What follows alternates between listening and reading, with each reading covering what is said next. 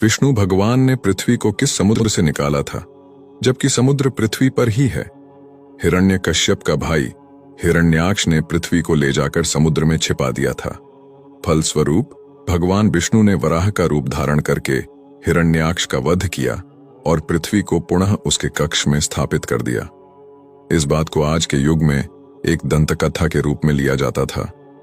लोगों का ऐसा मानना था कि यह सरासर गलत और मनगढ़ंत कहानी है, लेकिन नासा के एक खोज के अनुसार खगोल विज्ञान की 2 टीमों ने ब्रह्मांड में अब तक खोजे गए पानी के सबसे बड़े और सबसे दूर के जलाशय की खोज की है। उस जलाशय का पानी हमारी पृथ्वी के समुद्र के 140 खरब गुना पानी के बराबर है, जो 12 बिलियन से अधिक प्रकाश वर्ष दूर है। जाहिर सी बात है कि उस राक्षस ने पृथ्वी को इसी जलाशय में छुपाया होगा। इसे आप भवसागर भी कह सकते हैं, क्योंकि हिंदू शास्त्र में भवसागर का वर्णन किया गया है। जब मैंने ये खबर पढ़ा तो मेरा भी भ्रम दूर हो गया। और अंत में मैं सिर्फ इतना ही कहना चाहूंगा कि जो इस ब्रह्मांड का रचयिता है, जिसके मर्जी से ब्रह्मांड चलता है, उसकी शक्तियों की थाह लगाना एक तुच्छ मानव के वश की बात नहीं है।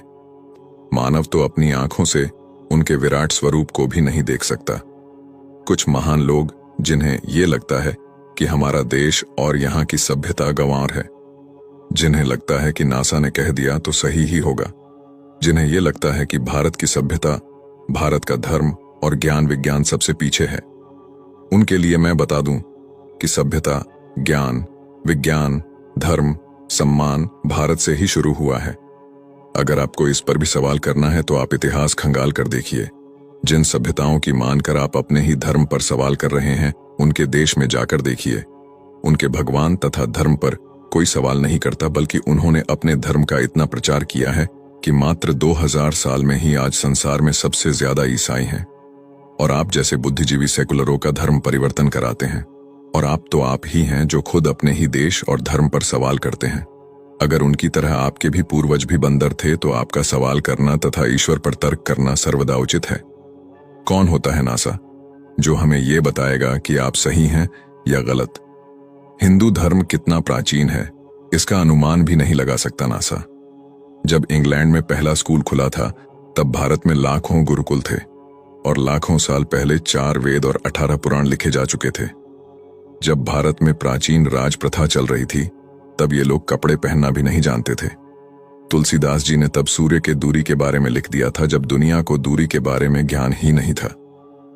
खगोल शास्त्र के सबसे बड़े वैज्ञानिक आर्यभट्ट, जो भारत के थे, उन्होंने दुनिया को इस बात से अवगत कराया कि ब्रह्मांड क्या है, पृथ्वी का आकार और व्यास कितना है। और आज अगर कुछ मूर्ख विदेशी संस्कृति के आगे भारत को झूठा समझ रहे हैं, तो उनसे बड़ा मूर्ख और द्रोही कोई नहीं हो सकता। दिन और रात का सही समय पर होना, सही समय पर सूर्य अस्त और उदय होना, पेड़ पौधे, अणु परमाणु तथा मनुष्य की मस्तिष्क की कार्यशैली का ठीक ढंग से चलना, ये अनायास ही नहीं हो रहा है। जीव के अंदर चेतना कहां से आता है, हर प्राणी अपने जैसा ही बीज कैसे उत्पन्न करता है, शरीर की बनावट उसके जरूरत के अनुसार ही कैसे होता है, बिना किसी निराकार शक्ति के ये अपने आप होना असंभव है। जय श्री राम, जय सनातन धर्म।